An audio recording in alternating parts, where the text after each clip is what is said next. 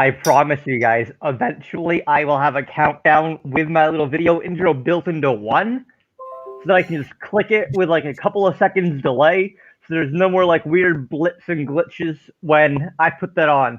What's going on, everybody? Welcome back to the Tuesday episode live of Spirited with me, the Whiskey Som. I'm joined today by my friend, Mr. Matt Zitrick of the Whiskey Crusaders, a trio of whiskey reviewers based in the Dallas-Fort Worth area. Something, Texas, like Barnard or something, Matt? It's near Fort Worth. Let's put it that way. It's near Fort Worth. So, as you guys know, usually I'm interviewing brand reps and distillers, but I wanted to try and bring in some other whiskey personalities onto the channel. I'm going to try and bring in some educators as well, so maybe bring in some folks from the WSET. But I promise you, we have a killer lineup coming up. We're going to have Gordon Dundas coming up in the next couple of months, who's the global brand ambassador for Ian McLeod Distillers, so Glengoyne, Tamdhu, and Smokehead. So it's going to be a lot of fun. But today, I just wanted to bring on Matt, and hopefully Will and Sarah, his cohorts, will be able to join us later on. So we're just going to taste through some fun whiskeys that we have some of the same whiskeys, but most of them I have and he doesn't. But this should be a fun little chat. So, hi, Matt. I talk a lot. Thanks for coming on here. It's just good times, I'm sure. I'm glad your screen came back from the screen of death. That was good because it was black there for a little bit, so it's a plus. So you got it all fancy. You got the little fancy countdown thing. We're not fancy like that. We don't have any countdowns. I mean, it's just in the StreamYard like settings and brand. Oh, really? That's nice. Good to know. Awesome. I know more about StreamYard than you do, and you introduced me to the platform. Because I don't know how to. I know how to like click a couple of buttons and make them work, and that's about it. I've actually spent any time looking at it. No, that's social media, not my thing. That's what Sarah's job is. She's the one that figured out the little bottom ticker dealie and all that crap. I knew you could do it. It's just, my job is to focus on the. That reminds me, actually, my bottom ticker thingy, the ticker majoogle. Yeah, that thingy. Whatever the hell that thing's called. Banner or something? I don't know. Banner, and you have it as a ticker scroll across the bottom, yeah. Yeah, that thing. Maybe with some stock symbols and shit on there, it'll be great. GME or silver. Yeah, although, of course, pretty much at this point, because, you see some channels, they run it the whole time, but it's like, oh my gosh, it drives you crazy, though. It's like, it's occasionally, like you pop it up once in a blue moon kind of thing. Exactly. Otherwise, it becomes CNBC or some shit. So, Matt, what do we want to get into first? I kind of want to leave the Benryak for a little bit later because it is peated in its cask strength. That would be best. So I have some 3-quart I haven't opened up here. They're blended rye, which if you know me, I'm not a big rye guy, so I'm really kind of hesitant about this one, but I promise you I'd try it and give them a fair review. We have the Aberfeldy 16, the Kergellicky 13. Is it 13 or 17? Unless it's 13. Yeah, 13 is fine. What do we want to drink, Matt? Let's do the 13. I think that makes the most sense because I think that's the look. Cool. Yeah. Also, big shout out to my boy Ben at Barrel Raised for the dope custom Glen. It says the Whiskey Som on it. It was a holiday gift from an industry elf exchange.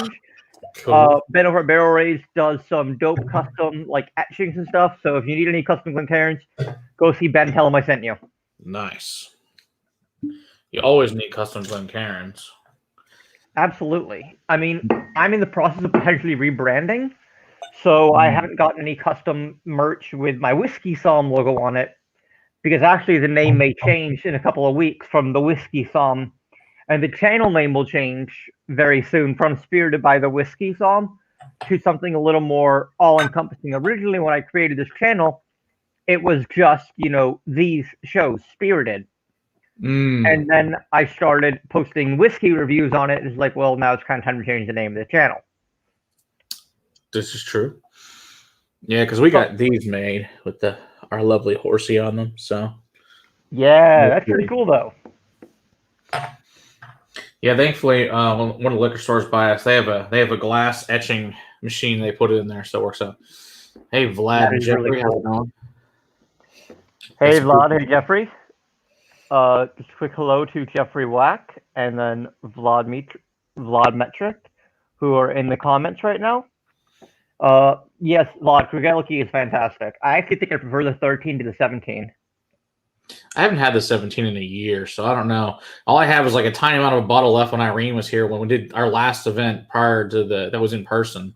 Well, with what her. you need to do is you need to call Gareth up because he's now on Kregeliki and be like, hey, I need some Kregeliki. I need a 17 year. I really do, because seriously, there's like this much in it, and I need to review the damn thing, and I don't have I need a bottle. And Yeah, it's like, where do I have a bottle? camera. Someone give me a damn bottle. But I'm gonna text Garrett about me. We're here to talk about you. So for once, you're the focus of the show. Instead of you focusing on other people, you're the focus. Sure. How do you feel being the spot?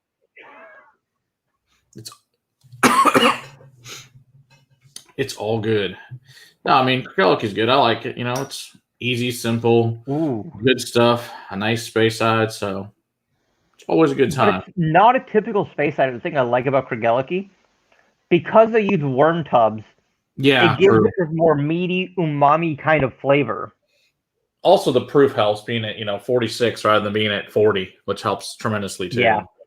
I have been slowly but rapidly killing off the bottle of Aberfeldy 18 red wine cask I have. Just because it's so good. And I was talking to my friend the other day. I'm like, yeah, it's 43. He's like, oh, that's cool. I look at it again and I'm like, wait, no, it's 43.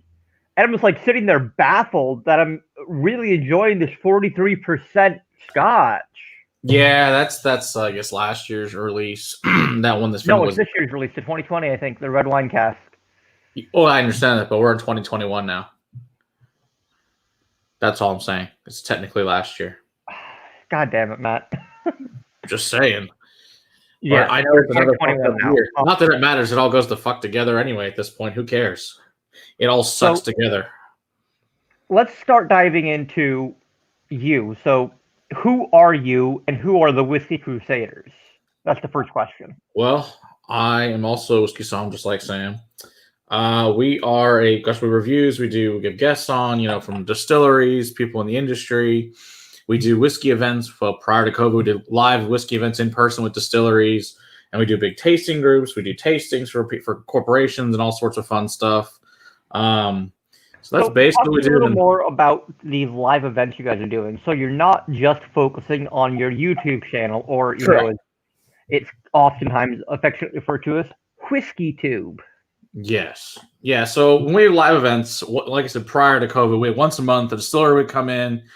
They bring a swath of products with them. Usually prior to it, we would put them on our channel just so the people that couldn't make it that night could at least get to watch it later on.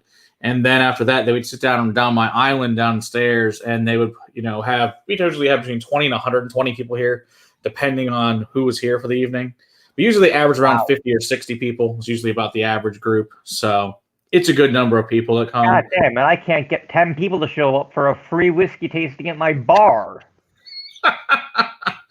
I'm pretty good what we do. So we get people actually coming from out of state. Hell, we've had people come in from Washington, Connecticut, Louisiana, New Mexico, Oklahoma, Arkansas. So people come in from all over the country for our events, which is pretty great. And we've had ambassadors flying from, I guess, as far away as Denmark, and then people, lots of them from Washington have come in, Georgia, come to do events here. And then so what they do is they come in, we talk about the whiskeys, everybody gets to taste it and, sit around and bullshit about it. But then after they're done with the official tasting, everybody brings their own stuff, and we all sit around and drink really great whiskey the rest of the night. And then, of course, I have this giant collection here. If you guys don't know, I have one of the largest in the state of Texas, if not the largest. So very comfortable to the size of the vaults. So around 3,000 bottles at this point. If you don't know what the vault is, he's referring to the Austin Whiskey Vault located at the Wizard Academy, which is a marketing and continuing education school, non-credited.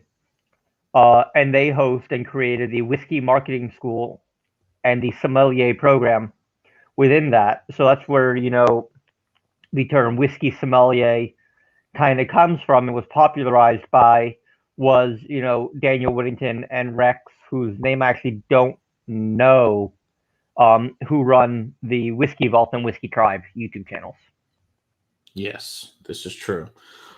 So it's like fun. So I get to have access to that as a somm, have my own collection, and then also friends with Liquor Hound, who's an old school YouTuber he's been on for at least 10 years now. And He also has an amazing collection. His collection is mostly older stuff that's really good. A lot of distilleries that are closed, or the juices just changed a lot, things like that. So we have a really good time. So we usually bring him also on our barrel picks as well. So he's an amazing palate. And he's got his own brand now that he just launched over at Iron Root, which is what the heck's it called? Something Alley, Saints Alley.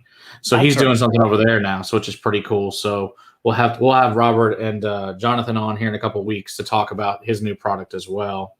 So yeah, so we have lots of fun with distilleries coming over here and hanging out. Hell, a lot of times distilleries just come over by themselves to hang out. So we have a good time with that, which is great. Like, can I just deliver the bottle to your house when you hang out? I'm like, that'd be great. I love it when they do that. So we have a good time with that. It's like people don't understand it before they come here. They're like, "Oh, you're full of shit." And they come here like, "Yeah, you're not fucking kidding. This is insane." So, I've slowly started to accumulate more and more whiskeys at my office and my studio. Mm-hmm. And before COVID, I stocked the bar here. I've been sharing this space with my father, and I stocked it for my own personal selection. And occasionally, like review bottles and stuff that I would get. But since recently, I've been getting, bottles on a semi-regular basis, and of course I'm very grateful for it. It's just really fantastic and really fun for me to be like, oh, mail day, what's here this time? Mail day is the best. I love whiskey mail day. Those are my favorite days. It's always good to get especially when it's a surprise bottle. Those are my favorite when you don't even know it's coming. That makes it even better. That actually happened to me with Still Austin's Musician. It was earlier on in COVID. I came into the office because I knew I had a package. I was at home that day, but I came in. I drive into town sometimes. My office is about 20 minutes from my apartment. Okay. So I'll occasionally drive in. My mother, who I quarantine with, she'll come with me, and we'll come up to the office. And I came here, and I'm like, "What's this bottle? I don't remember this." And I looked at it, and it's Texas straight bourbon whiskey. Yeah, it's Musician. Still Austin. Yeah. I posted it on Instagram. I'm like, thank you to whoever sent it to me. And then I get a message from the PR guy. Oh, did I tell you I was sending that? And I just cracked up. That's funny. Yeah. No, did they send you the record and the hat and the glass and all that fun stuff too that came with it? Yeah, I didn't get that. No, we did get that, which is pretty cool. Not that it really makes any difference. The whiskey's the important. Order Nancy, which is their membership club, which gives me. Yeah, exactly. So you're good. Hey guys, Floydian says he grumbles from a state that doesn't allow liquor to be shipped in. This one doesn't either, but it's olive oil, so it's fine. Jeffrey Wack says he can't wait to share whiskey again. He's been holding bottles for some of those occasions. Come on, 2021. Jeffrey, I have a bottle in the room behind me of A.D. Law's Calvados. What did you say, Matt? I said, for real. You know how many freaking bottles I have for other people that are sitting in my house? It's insanity. I know some of you, I don't know if you're here or have it. I have 40 bottles of Iron Root that I'm waiting to give to people. So, wow. But no. I have a bottle of A.D. Law's that I'm waiting to open with my friend Anand when we could safely get together again. I told him I'd wait for him to open it. It's their Calvados cask, distillery only release back when I was there in Denver back in October when I went to Stranahan's for their cask thief festival. That was a lot of fun. Very nice. Yeah, 80 Laws is one of those whiskeys. I only had a couple different ones. I just find it really different than other ones. It's got a weird funk to it for me. And, that's only based on a couple. I need to try some other ones, but I can't really pull myself to pull the trigger on it without trying them at this point. I've actually become really spoiled in that regard, working in an on-premise account as the buyer. Or, the GM buyer, whatever you want to call me, the head of the program, basically, for whiskey. No one brought anything in without my tasting it first. With a few rare occasions. I had to try it first so I could know if it was good, and I could then explain it to my guests. Yes, exactly. Yeah, it sucks when there's people that... Because I was talking to my friends that are in Kentucky. Apparently in Kentucky, if you own a bar... You can't taste it prior. I'm like, what kind of fucked up law is that? Do you have to take a guess and hope it's good? I'm like, that's bullshit. That's what I'm talking with California liquor licenses, is that you have, 80 like different licenses. Mm. And there's multiple like different variations of the same like off-premise license. Okay. And one of the variations, which is almost impossible to get, allows for wet demos. So there's like Weird. maybe 10 accounts in Los Angeles County, like the county, not the city, the county, that allows for open sampling of liquor. That's so bizarre. Yeah, it's weird because like if you go to a liquor store, no problem. You can go in there and try stuff. In Texas, thankfully, you can try stuff here. We have such bizarre. You can't ship anything here, but you can go to an account and try stuff. It's bizarre. Yeah, Texas is. They have fucked up weird laws. Although supposedly they did file a bill to possibly be open on Sundays. I'm like, well, that's a start. We shall see. Of course, they're like, oh, bring extra revenue. I'm like, I don't know if I'm bringing any extra revenue. Just gives people an opportunity to buy it on a different day. I think it's pie in the sky if we're getting extra stuff in. I feel like it wouldn't give extra revenue. It would just, spread out the revenue over another day. That's instead of, going and buying, like 12 six-packs for, Super Bowl Rager the Saturday before. And is that hard alcohol or? Yeah, that just applies to liquor stores. Yeah, you can still buy. You can buy at noon. You can buy beer and wine, but you can go to a bar on Sunday, of course, and still get hard alcohol. You just can't buy a bottle because that's fucking logical. But in reality, they don't want to be open anyway on Sundays because it's a guaranteed day off for them, as far as liquor stores are concerned. Which I understand completely from that standpoint. So, speaking of, tasting whiskey and trying whiskeys, what was your first? I don't know. It was like it came in the womb, probably Crown. The earliest memories is like 5, making Manhattans with my grandfather with Crown Royal and vermouth and bitters and stuff. Because he used to make a jar of it every day, so we had to help him make it. So it was very important to learn how to make Manhattans at 5. So. At least that's probably the first memory of it. It was Crown. So that was a long ass time ago. It's been almost 35 years. Pretty much been drinking ever since. I mean, parents were like, hey, you want to try it? Ask us. And so, try whatever. I mean, wasn't very much, obviously. Most of them are like, oh, it's so good. And then leave the room because it's hot. So, But yeah, I mean, even by the time we were 10, my grandfather was having us at least have a drink or a glass of wine with dinner every night because that was just important to him that we did not become alcoholics because it ensured that, which was very effective because no one is an alcoholic because of that you're forced to respect it and understand it. Whereas when he, grew up, he had too many friends that never had alcohol prior to leaving, at 18, and they would just become raging alcoholics after that. So he was it was very important to him that we can constantly try alcohol. And that's the reason I really got into whiskeys because this is my other grandfather. And it's because of him, he got me into the bourbon at the beginning, and then with Scotch with my dad and uncles. So that's it's one of those. So it's like I know he got me like the first premium bourbon I ever had was Wild Turkey, the rare breed, and then Maker's Mark and stuff like that at the time. So it was fun times. In fact, that's what we had at his funeral was the Maker's Mark's cask strength when it came out. We had that at his casket with him, so that was entertaining. So I have a similar upbringing with my father who doesn't actually drink, which is the ironic. Yeah. I fucking hate synthetic corks. Because they're dumb and they break and the glue comes off and they're just pieces of shit. No, it's these garbage, plastic synthetic corks that they stick to the inside of the bottle. Oh yeah, those are fun too. Well, you've seen my video on the cork rant. It's because it's all true. Oh, I did. I saw Cork Rant. Matt has a really funny video, guys. If you want to go check out his channel, they're youtube.com/Whiskey Crusaders. I'll put that up on the banner in a second. He has a really funny video that's just basically Cork Rant. It's pretty funny, but it's all true. We shot an original one that was after we filmed a few episodes.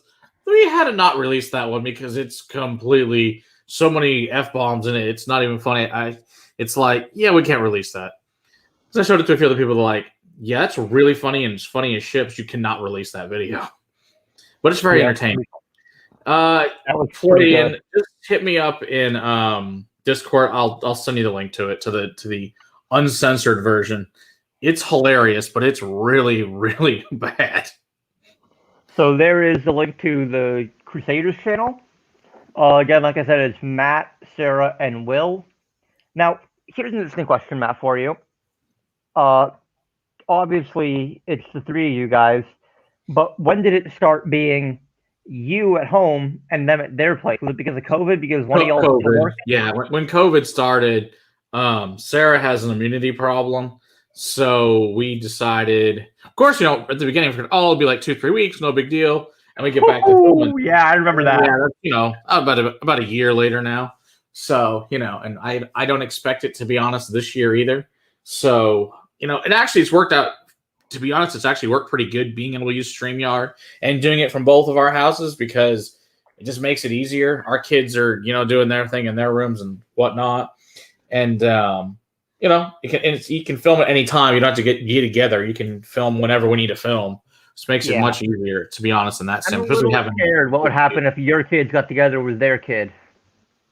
It was fine. They used to play together all the time prior to COVID, so it was no big deal. But yeah, now I know your daughter scares me, dude. She scares most people. I was on a freaking work call today, and I had to take the computer with me. I was in the parking lot explaining this crap on a call. Then by the time, it was supposed to be half an hour, ended up being an hour. She was not pleased and screaming, going batshit by the time the end of the call. It was so great. I was like, hey, everybody, welcome to Violet. I'm sorry. She's going to keep doing this. So, it was great. It was, it's one of those things like, when the fuck are we leaving? We're leaving right now. Hang out the damn thing. We got to go. I'm tired of sitting here. I'm like, just chill, kid. I'm trying to explain this shit to these people. She was displeased. Matt, what's your day job? For those I'm who an don't accountant. know. I'm an accountant, and I hate it. Just so you know. It's terrible. It was fine for the first few years. We got bought out the last couple of years, and it's just sucked ever since. So, have you ever thought about moving starting your own practice and doing just whiskey accounting, for like brand ambassadors and stuff? Never thought about it doing it from that perspective. It might be entertaining. Be a hell of a lot more fun. Of course, we have other plans in the works for a whiskey business. That's the end goal here. Well, tell us about that. Well, we haven't released this publicly yet, so I can't really say exactly what that is. When we release it publicly, I can. And there's a few that told. Sam knows. Go ahead, Matt. But yeah, there's only a few people that know about that publicly. Privately know what that is. Hopefully, in the next few weeks, God willing, when I figure out the fucking building space, we can tell you guys what it is.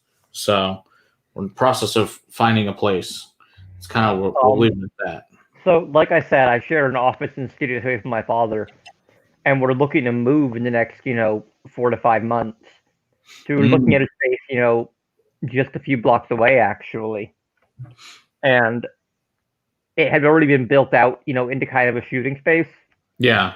Oh. Sorry, soda water. It's getting to me. Okay. And it's a good-looking space, but there were some stupid things that they did with it. Like, it's supposed to have, like, a loading bay, but, like, it turned that loading bay into, like, a lobby. So it's like, really? Okay, that's odd, but okay. So, like, instead of having, like a door that lets you, like, there's another door that can let you into, like, the kitchen area, like, little commissary. And there's, like, a roll-up gate, which is supposed to be, like, for the loading bay, the loading area. But it's got a permanent wall with 2 glass double doors. And it's a little lobby, and, like, it's like, what? Okay, that's okay. It's interesting. Barn Doors, Matt says, what is it we won't tell? Ha, ha, ha. Funny. Okay, Barn, are you ready? Can you keep a secret? Soon enough. I think it was a yes. Yeah. Matt's going to get in a bunny suit and start spinning signs for the academy. Oh my god, that would be so funny though. It'd be hilarious to do that though. In the middle of a class, it would be pretty entertaining at the very least. That's even better. I was just thinking having you standing out on, Crystal Hills Drive, just spinning a sign with a bunny suit on. God, that would be so funny right there in front of the academy. That'd be great. Just I would say totally not a cult. Hat. I poured some of the 3-chord bourbon done in Pinot Noir barrels. clocking in at 99 proof. This is batch 1. So it's a Kentucky straight bourbon finished in Pinot Noir barrels. Yeah, we don't have those here. I'm interested what you think of those. I'd like to try them at some point. I can make sure I get some of those to you. Yeah, I'm going to drink this Aberfeldy 18-year exceptional cask that's 53 point. Oh, which one do you have? This is the one from 2019. That's the sherry cask. It's this nice, big, nice dark one. It's beautiful. Have you tried this one before? I have not. All right, I'll make sure to save you some for that then. Yeah, please do. Try it. Quite delicious. 3-quart Kentucky straight bourbon whiskey finished in Pinot Noir barrels. So interesting side note for all you guys watching. Here's a quick questionnaire. So before I give the answer, I'm going to ask the question. I'm going to finish reading this. I'm going to do a little taste, and then we'll go into the answer. When you're putting a bourbon in anything other than brand new charred oak containers, when you're putting bourbon in anything other than brand new charred containers, not white oak, brand new charred oak containers, such as Pinot Noir or sherry or, Isla casks or agave barrels, is it still a bourbon? Yes or no? And I am not talking about technicalities. I am talking on a legal basis. Is finished bourbon still legally bourbon? So I'll give you all about 2 minutes to answer that while I read through this. Introducing Strange Collaboration. Our unique bourbon blend finished in Pinot Noir barrels from the Strange family vineyards of Santa Rita Hills, California. Complex red fruit on the nose, cherry currant, blah, blah, blah, blah, blah. Ignore flavor notes. An alliance that embodies quality, respect, authenticity. A partnership that embraces family and friends. A collaboration that celebrates life. Distilled in Kentucky, perfectly tuned in Michigan. I like it to be perfectly tuned because it plays into the whole 3 chords music guitar theme really well.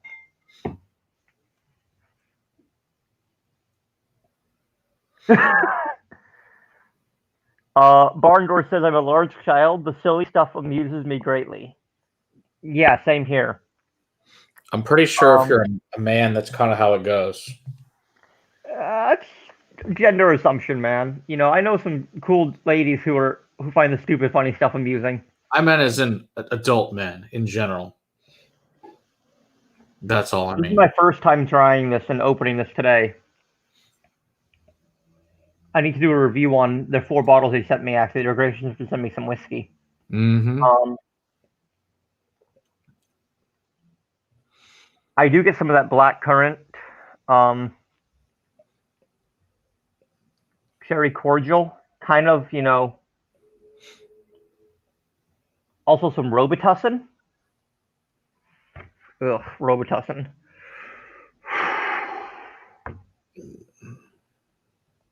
This is not exciting me, what you're telling me. I mean, it smells good. Just there's one off note of Robitussin. Okay. Robitussin just brings you back to childhood. Every time somebody says something like that, it's like, no, I don't like it. It's not good. Kind of minty, little malty.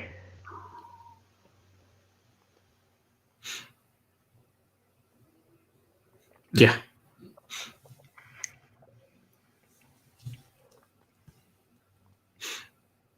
This is actually pretty good.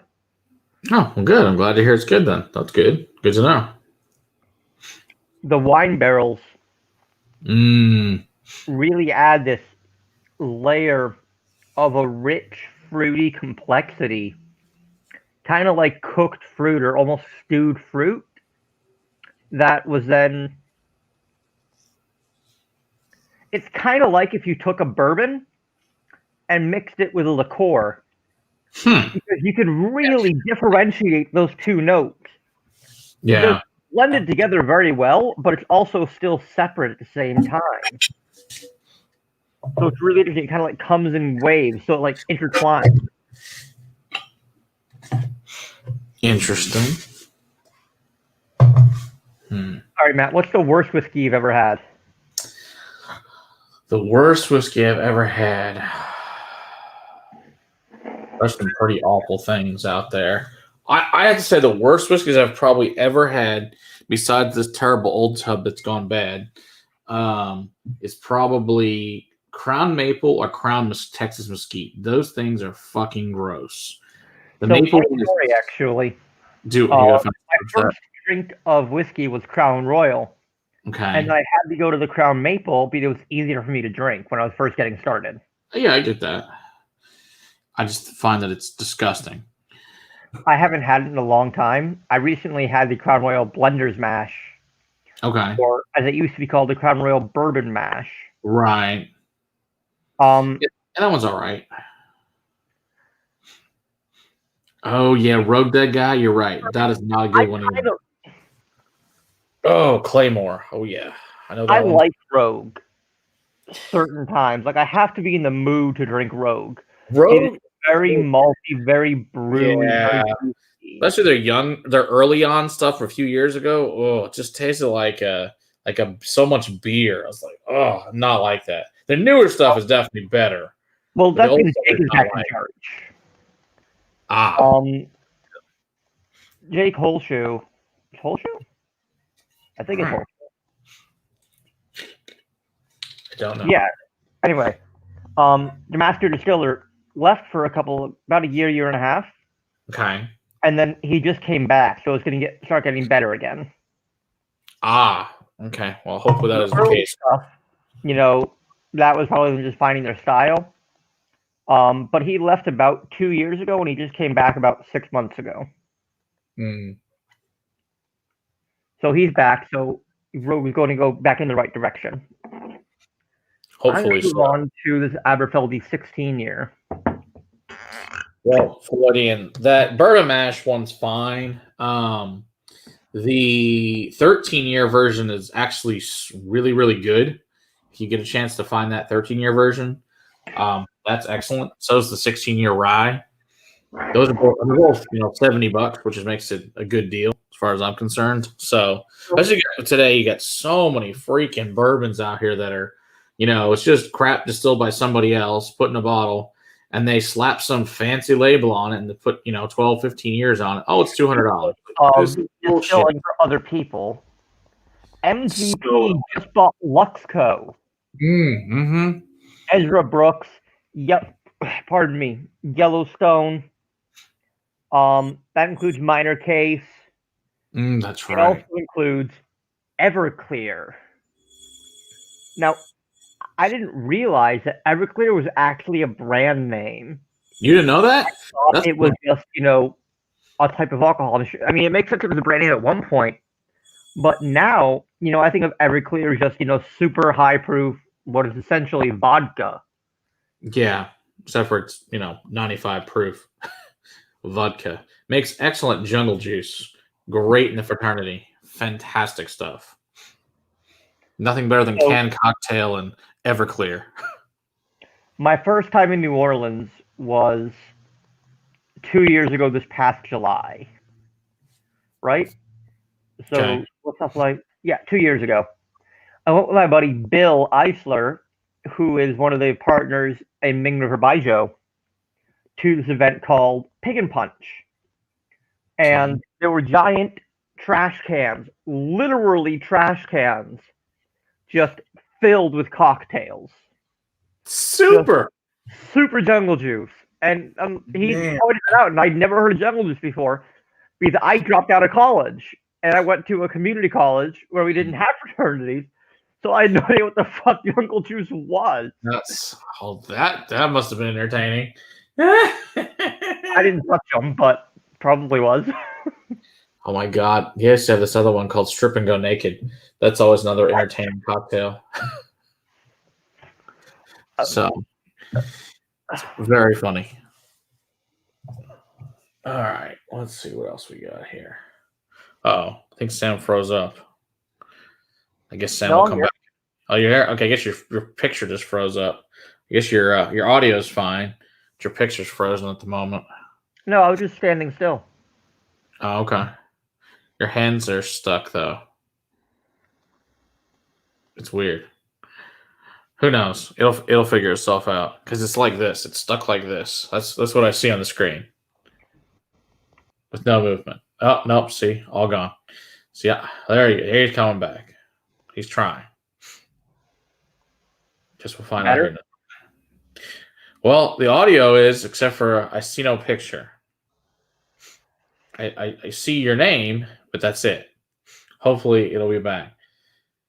Yeah, that's what I think. I'm thinking his connection may not be working so great. Hopefully, it'll get better here in a minute.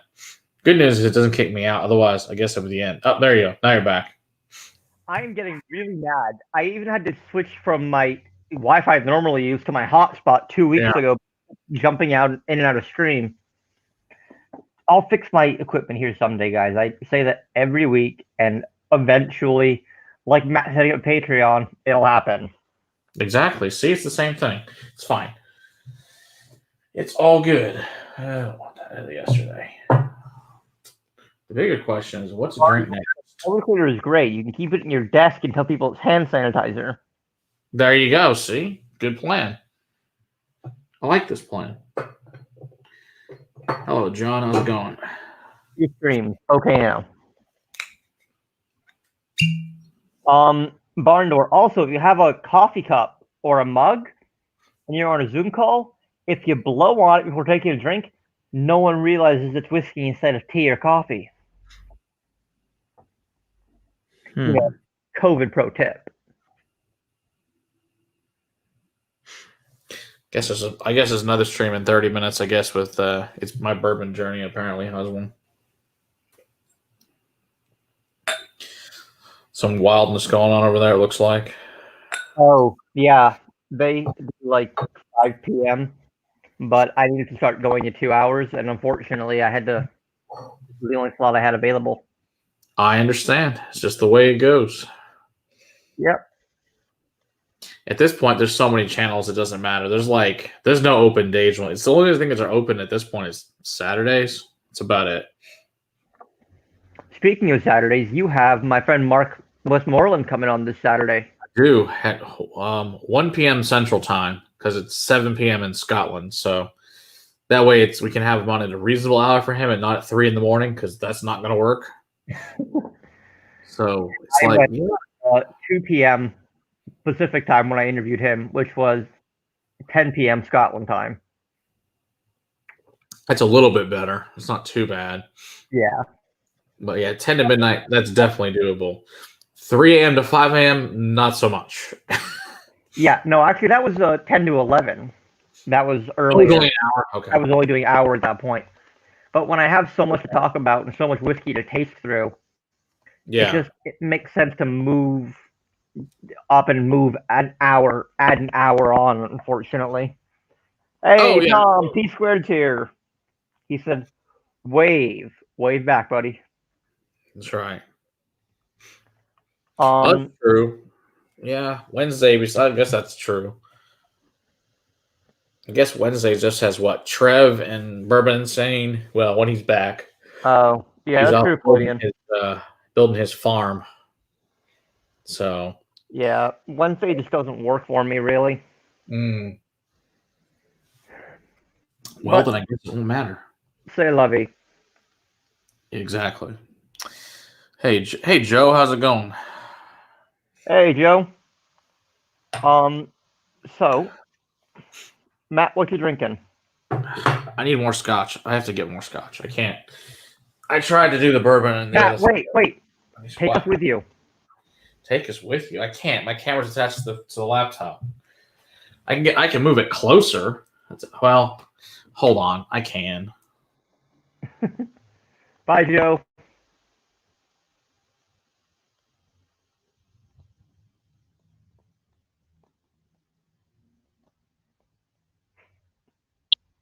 Matt, you're muted. Matt, there we go. Unplug the mic. That's not a good plan. I thought I was plugging the power cord. I haven't plugged the mic.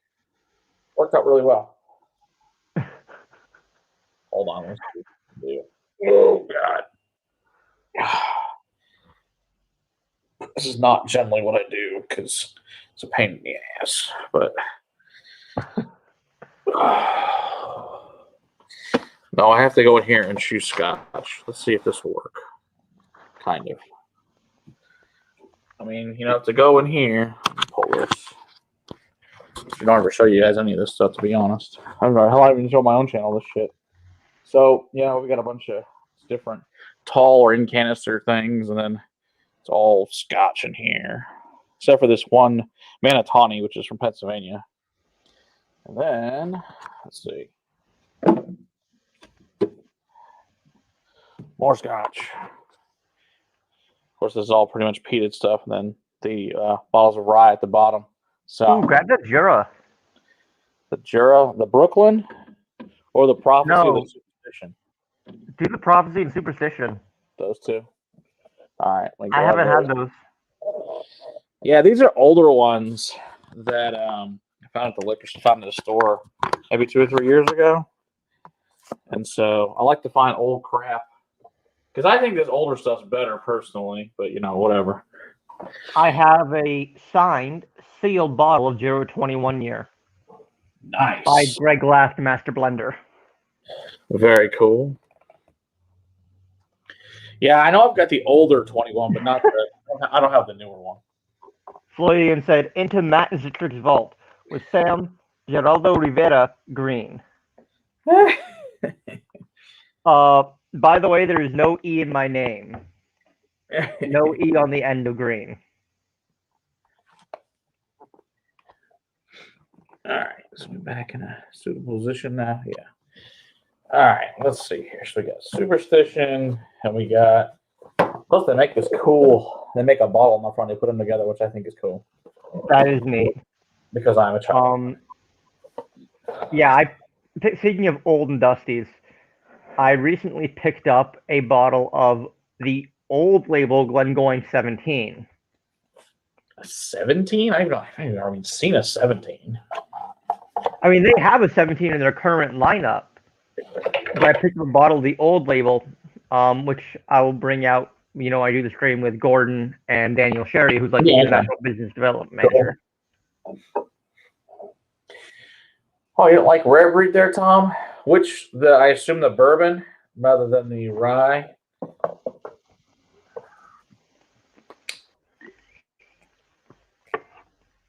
And by the way, still waiting on your answers, guys, of is a finished bourbon legally a bourbon?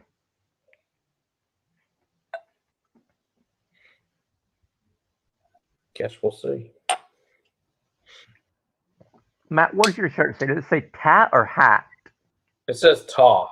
Because it stands for, it's Tawakera, which is a grapevine, which is near me distillery. Although they actually just left and they're moving to Palestine, which is 2 hours south of here. Which is unfortunate. I was so confused in Palestine. I'm like, they're leaving the country? No, not that Palestine. That'll be bad. Pretty common. They don't drink alcohol. Okay, not legally drink alcohol there.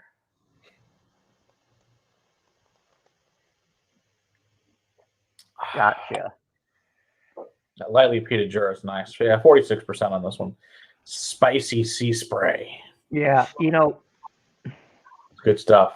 I need to open my Jura 21 already. I've just been waiting for it, and I should just open it. You should open it. See what it tastes like. Yes, Tom, exactly. Floydian, is finished bourbon legally a bourbon?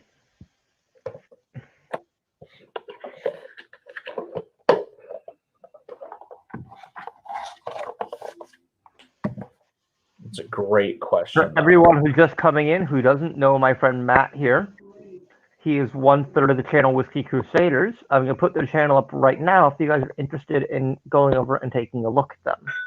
Yes, thank you. They stream Monday nights at 9 p.m. Central. Correct.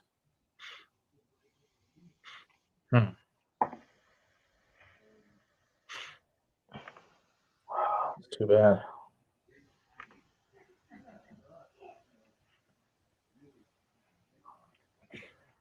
Now I know the rye. Now you had the rye rare breed, Sam. You had that one. The rare breed rye? No, I haven't had the rare breed rye. It's quite delicious. That's a good. Yeah. I've had regular rare breed. I've had Master's Keep 17. I've had Decades The 17 bottled in bond specifically. Sorry. Okay, not the original. Yeah. Yeah, I haven't had the original yet. Floydian, the answer is actually no. Finished bourbon is not legally a bourbon. Once you transfer it out of the new charred oak container, which at that point then becomes an ex-bourbon barrel, into anything other than a new charred oak container, such as an agave barrel or a wine barrel, it becomes blah blah blah bourbon finished in blah blah blah, and it becomes a DSS distilled spirit specialty. Plus, it loses its age statement, which sucks. Like, if let's say 16 years or whatever, and they changed it for 6 months into a wine cask. Yep, bye 16. You can still put that it had 16 years in it, but bye age statement. Whereas in Scotland, I think you can say 16-year-old bourbon finished for 6 months in a wine barrel. Yeah, exactly. It's stupid, but whatever. Because in Scotland, of course, you can put another 3 years and 12 years in ex-bourbon, and then another 3 like a Madeira. Well, that's a 15-year. That's what Floydian was saying. Yeah. No, and I agree. I mean, it's just as usual, stupid fucking laws. American laws for bourbon are so bizarre sometimes. Yes, they are. Such as like, God, what was it? I had this.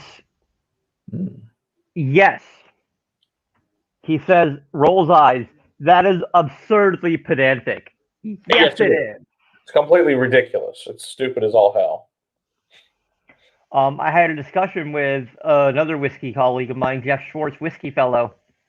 We were talking about age statements, and my understanding was that unless it's, a straight bourbon whiskey that is under 4 years old, it doesn't require an age statement.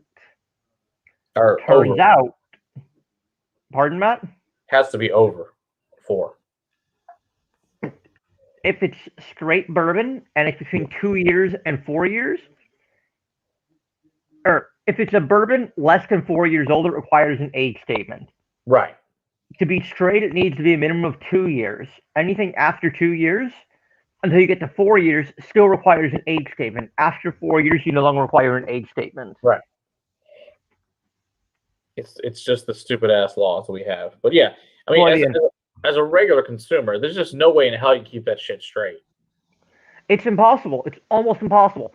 I have people still all the time tell me, "Oh, you're wrong. Bourbon doesn't come from Kentucky," and I'm like, all the same bullshit. No, no, it doesn't. You're an idiot. No, I mean, I don't call them idiots because they're paying me. No, I don't mean that. You don't say that to them. Obviously, you know what I mean in your head. Yeah, it kills me. Oh, so bourbon only comes from Kentucky? No, it comes from America. But like you said, people are like, no, that's what I heard. It's true. It has to come from Bourbon County. That's also not true. It's pretty. I heard they named Bourbon Street after Bourbon County in Kentucky. Actually, that's true. Bourbon was named after the House of Bourbon in the Royal French Dynasty. Right. Yeah, people don't realize that. We believe that's where bourbon got its name, but no one knows for certain. Right. Yeah, it's funny how people think all those things. It's like, yeah, you're actually not right. You're really wrong. It's sad how much misinformation is out there, unfortunately, about whiskey in general. So, you know what, Vlad, you gave me the perfect segue. Thank you, sir.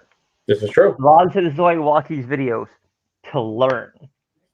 And one of the questions I wanted to bring up with you, Matt, is that since you are a graduate of the Whiskey Marketing School and Sommelier program, the Wizard Academy program for whiskey, what are your thoughts, just in general, on whiskey education programs?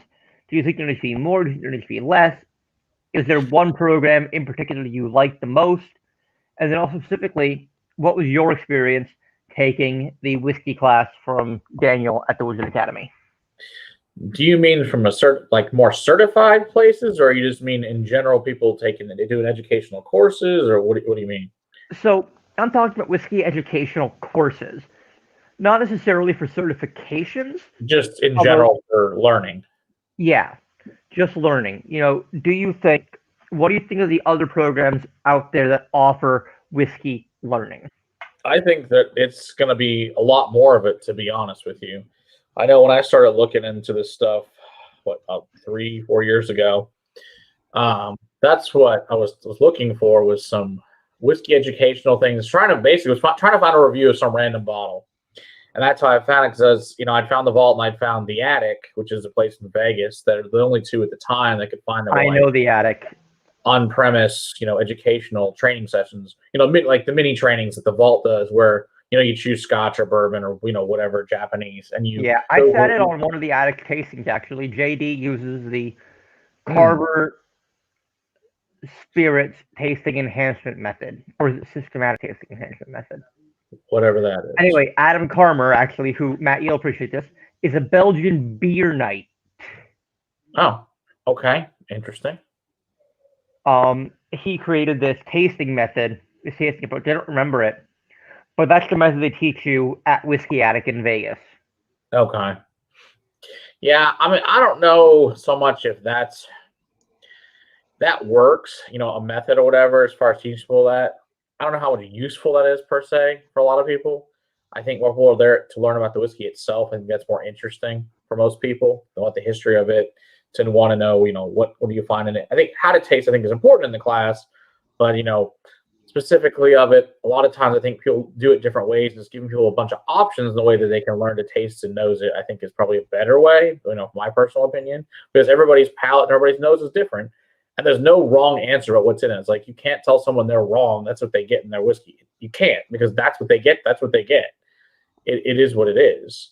I mean, so it's just stupid. Yeah, a lot of classes are a lot of fun as far as that goes. But I mean, those are the two big ones. Personally, just from reading up, I know at the vault, when you go take a mini tasting, you get to choose what you want to drink. Whereas apparently at the Whiskey Attic, from what I was reading, is they choose for you, which I'm not a big proponent of people choosing things for me.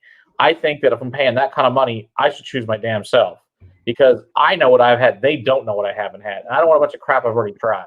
That's not fun. But what they do is they ask you, they do some interview-ish questions, if I remember correctly. Right, they do. Tom said he would love to take a class where he did every step of the distillation process from mash bill to the rest, stuck it in a small barrel, and aged it for his own whiskey. Well, we were actually going to get to do that this year. Unfortunately, COVID it was actually going to be with Tawakera.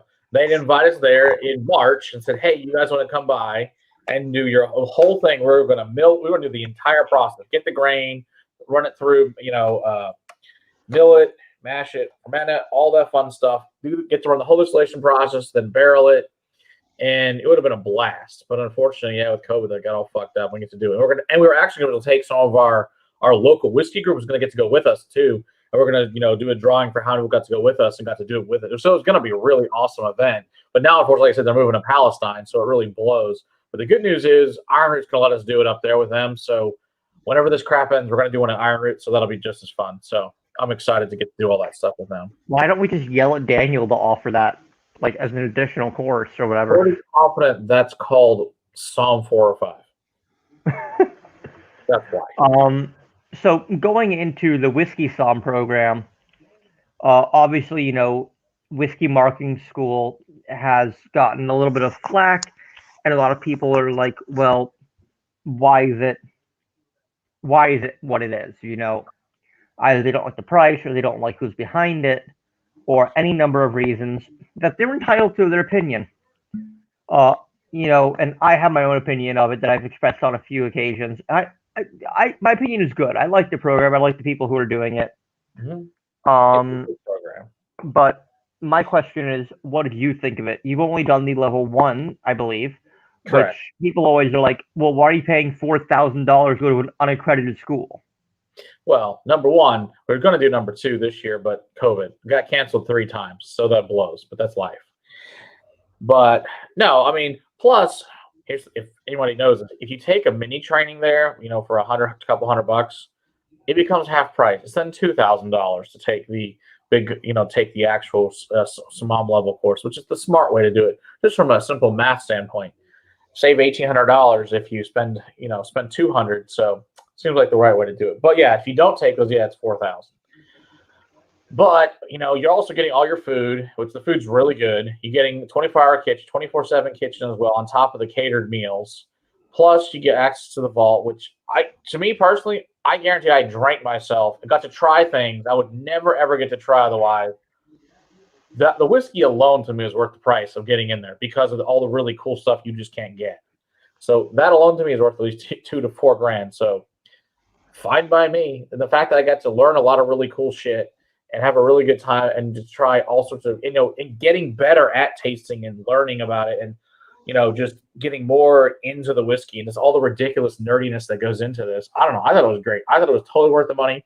In fact, I'll put it this way. My wife was not going to do it originally, and she had so much fun in the first 2 hours. She told Daniel, okay, I'll test. And so we paid for her to test as well. And so she's also a whiskey sommelier. So she also understands all this. She just doesn't give a shit about YouTube, and you'll never see her on here. So she also really enjoys the hell out of whiskey. And her favorite whiskey is peated. She likes peated Scotch. She thinks rye and bourbon are too sweet for her. So she's like, no, I just like peated Scotch because that's the best shit there is ever. So talk to us a little bit about the actual educational material that you found in the course. How did you find that you think it was enough for level 1? I mean, obviously level 1 is more of an introductory or refresher.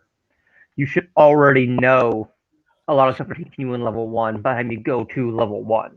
Right. And I agree. I think, could you pass level 1 with nothing before? I think you could if you studied a lot. But if you didn't, I think it'd be a bitch.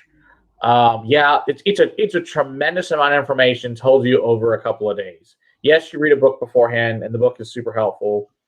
But it's just a lot of really, I think the material is really good, personally. I think there's a ton of stuff. You learn a tremendous amount of stuff that they do, and they're really fun at you.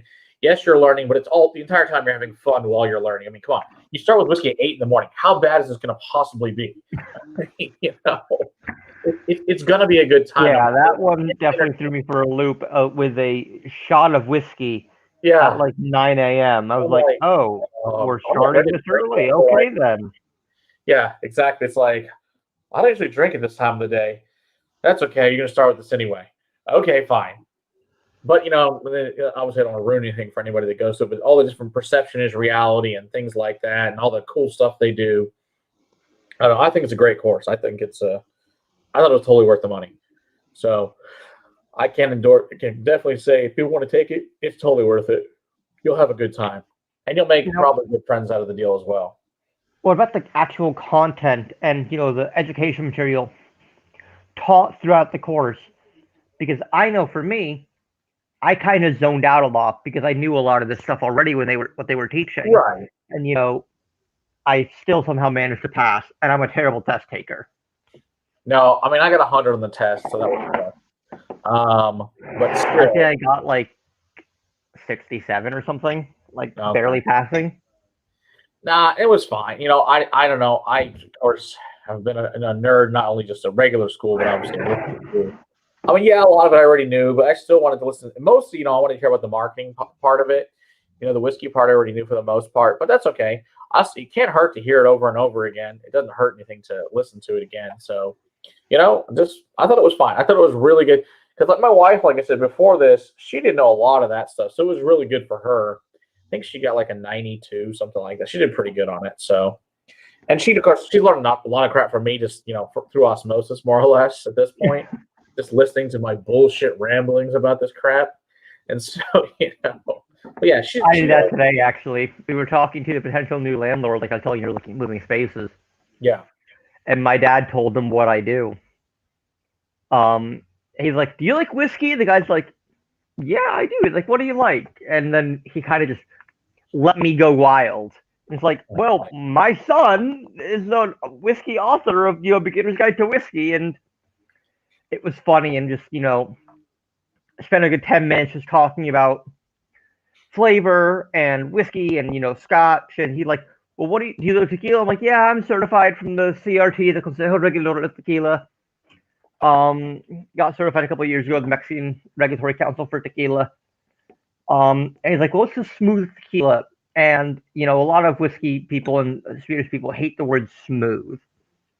And I explained to him that, smooth isn't really the ideal descriptor, but I went with it and I described to him, what I feel would be a quote unquote smooth tequila or smooth whiskey, something, a little oily, not too creamy or syrupy, not too thin, with good rich flavors still. And he was pretty happy with that response. And I think he was a little blown away by, just how I rambled on and on and on. Just everything he said, I could just talk for hours on. No, John, there's not. It's part of the course is like learning how to do it. As far as you take your different batch, your different 3 sets of them, but it's not required to pass the course. That's the other thing. You get 3 sets of 3 per day. We did, plus when Anthony brought in an extra 3, we did 39 whiskeys in the 2 days. It's a lot. Yeah. It's a lot. And look, I'm obviously biased.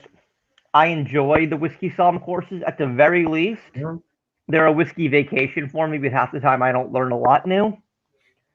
I treat them kind of like a whiskey vacation, a little bit of networking. Exactly. That alone's also worth the money. John, I believe there is a nosing test on 3 or 4 though.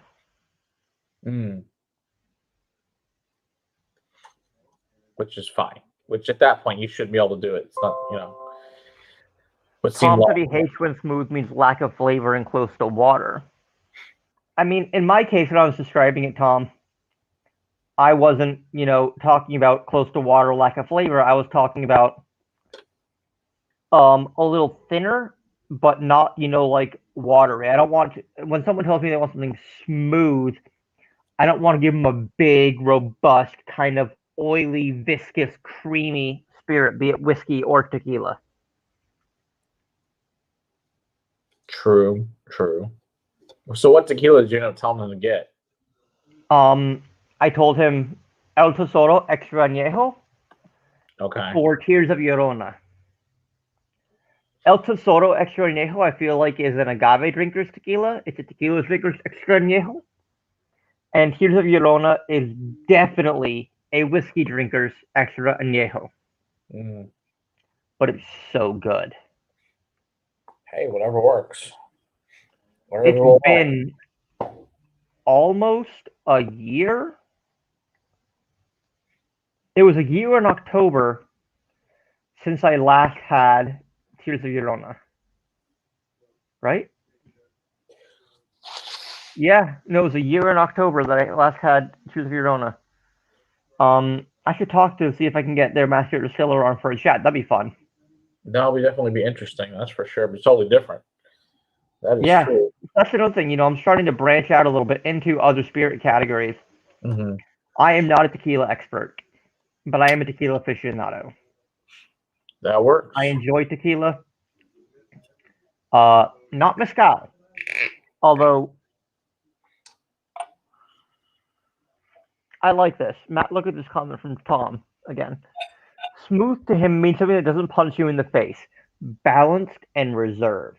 I like that. That's exactly what it means. Agree. 100%. Smooth should be something that's easier to drink. Not easy, but easier to drink. Something more, like you said, balanced. Something that's approachable. Right. Totally agree. Yeah, something like Basil Hayden is a good place to start for people because it's 80 proof and it's just easy. Yeah. Works well for a lot of people. I've mentioned a couple of times there's 3 of you guys, Matt. Mm-hmm. You're all whiskey marketing school graduates. How'd you meet? How'd you decide to start the YouTube channel? How we met's really funny, actually. So the girl's been cutting my hair for a long time. I was telling her I was going down for the first year when they were doing the opening of the distillery down in Austin. And I was telling her about it. She's like, hey, my brother's going down there. He really likes whiskey too. I'm like, no shit. So she gave me his name, what his name was on Patreon. I was like, hey, we have something in common. Apparently I know your sister. And so, yeah, so she's been cutting my hair for, oh my gosh, at this point, like at least 25 years, maybe longer. So, yeah, it's pretty cool. So, yeah, so that's how I ended up meeting Will and Sarah was through her. And I think the first day, I think I chatted with Will for like 8 hours on text. It was pretty hilarious. My wife's like, "Who's your fucking new girlfriend?" Hey, Swami. But yeah. So I was talking to him. Nope, not today. Yeah. Not in the mood. So that's where I met him. And so obviously Sarah's his wife. And so we met up down at the vault. I guess down there we met, I guess technically outside of the vault at that point in time. First of all, go to dinner, but we did not go to dinner because we taken a Scotch mini course there at the vault. And while I was in there, because Andrew Harrison was the one giving it while we were in there, Daniel came in with Jonathan and Robert Licorice. And Daniel started telling Daniel about all the different crap I had. He's like, so they're like, whoa, you haven't had this, you haven't had that. You need to try all these different things. So several things later, we tried it. And I was like, hey, Daniel, I got a trunk full of whiskey. He's like, cool, let's go to your car and drink it. I'm like, okay. So we're supposed to go to dinner. I'm like, Daniel says we're going to drink the trunk whiskey. So we're done with that. We take all the stuff out of the car, and we're on the side of the Welcome Center drinking whiskey with Daniel. It was awesome. So needless to say, we missed dinner, which was fine. And then we went back to La Quinta, and our reservations at a restaurant, we had to cancel them. Then we found out like all the waits were like 2 or 3 hours for restaurants that night, so we had to order it. Then we opened up La Quinta Bar, and needless to say, that did not. It ended fine. I just don't remember most of that evening at that point. So I had a lot of new friends the next day that I didn't know whose numbers they were, so that was great. Okay, I thought I met Chad and Sarah at Bourbon Night in the lobby that night. They're like, yeah, it gave us all this really great stuff. And the next day, I looked at them, I was like, oh, hey, you're Chad. They're like, yeah, we fucking know you. Your phone, our phone number's in your phone. I'm like, oh, no shit. You're the Chad and Sarah on my phone. Cool. It was pretty funny. But it was very entertaining. But yeah, that's how I ended up meeting them, was there. And then I guess so we're having whiskey events at the house at that point. Because right after we got back from that, we had Sagamore, Iron Root, and then Bruichladdich and Westland came here. And we had those big events, and we think with Old Smoky. So, wait, was Crusaders pre-song? Yes, technically. Okay. Yeah, we didn't go to Psalm school. Yeah, so we started Crusaders in February of, was it 19, I guess at this point? Yeah, 19. And then we went to Psalm school that April. So yeah, we'd already started out prior to that. So, which was good. And so then we guess we decided, because so it's funny, the reason the channel started was actually because of La Quinta. So La Quinta, like I said, a bunch of all these new people are like, hey, you know a shitload about whiskey. You have a shitload of whiskey. Why don't you review whiskey? I'm like, I guess. I don't know. Now, sure, Matt, why not? What is La Quinta, for everyone who doesn't know? No, La Quinta is the greatest bar in Austin for 2 days every year when there's a ball. La Quinta is Ball. the Bastard's Ball. What is the Bastard's Ball? It's when the Whiskey Tribe does their annual event when everybody comes down from their Patreon. And then they have a bunch of distilleries come over to Tuscan Hall, which is like a big event center, whatever you want to call it. And they have that lasts for, I don't know, 6, 7 hours, whatever the hell it is. And there's a bunch of YouTube channels there, and you all hang out during the day. Well, anyway, at the La Quinta, the night before or the night after, well, okay, it started like this. We started with people in Patreon, like, hey, let's meet in the lobby. Let's share a few different, drams with people. We're like, okay. I'm like, hey, what do you like? What do you like? And I'll bring some stuff down. So I ended up, my entire trunk was full of whiskey by the time I was done packing it up for everyone. And so my suitcases actually went in the back seat of my car because there was no room for them. So, and I have a Honey Genesis. So I have a big freaking trunk. So I think by the time we brought it, I don't know how many cases it was. It was like 20 cases, some absurd amount. So by the time we got down there, we brought it into La Quinta. So we're started with 10 people. By the time that night was over, we had 60 or 70 people in the lobby. We started with a little bar of my stuff. And, like I said, it was probably it was probably 50, 60 bottles I had out there. And then other people brought their bottles, and then more bottles showed up, and more bottles showed up. And then all these people, it was insane. And so it kind of started as this is what La Quinta became. And then we did the same thing the next night, and then all the YouTube channels also attended it. So all of us were talking on there. And the first year was 4 YouTube channels, but then 19, or no, sorry, I guess it was 19, yeah, because we didn't have 120. There were 16 YouTube channels there. And so And by that point, there were well over 200 bottles of whiskey on the bar. I think it was like 250, something like that. It was insane. And it was all As really someone good. who works in bars and restaurants, I have to ask, how in the hell do you guys can to approve you bringing in your own product? They don't have a bar. Wait, what? They don't have a bar.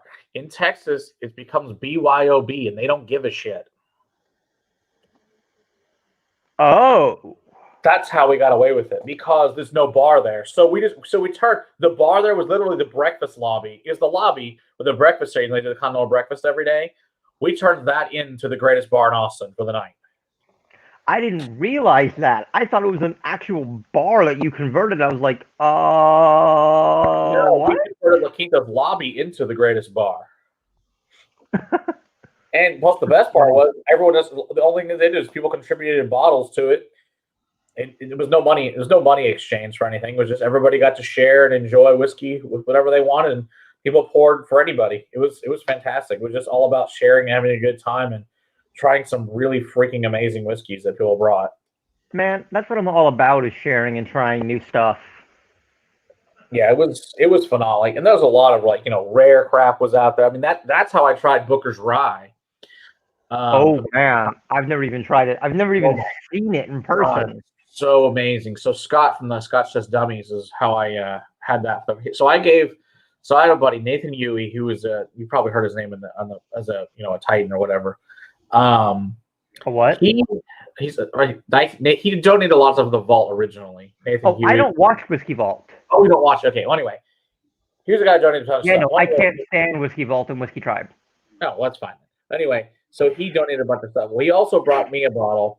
And so he's like, pour this for everybody, and you can have the rest to take home. And what it ended up being was a 45-year Glenlivet, which is fucking amazing. So I ended up pouring it for a bunch of people, and we had some. So that was the first time I talked with Scott. I talked the night before, but I was like, I don't remember because it's too shit-faced to remember. So, hey, Tony, how's it going? And so I gave him some of that 45-year Glenlivet. He's like, I got to get you something. And he comes back. He's like, you have to try this. I'm like, okay. I'm like, this is fucking amazing. That's Booker's Rye. I'm like, oh my God, this is the things I want to try so bad. I was so excited to try that because he'd finished the General prior that night with Roy. They had finished filming an episode up in their room. I was like, oh damn it, I still haven't tasted the General, but someday it will happen. The General? Yeah, from Compass Box. It's like one of their the most amazing whiskeys ever.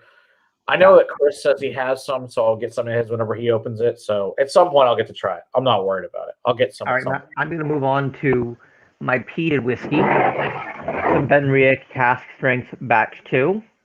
Oh, that's a really good one. I have tried that one. I just don't have a bottle, but it is really good. Clocking it at 120 proof.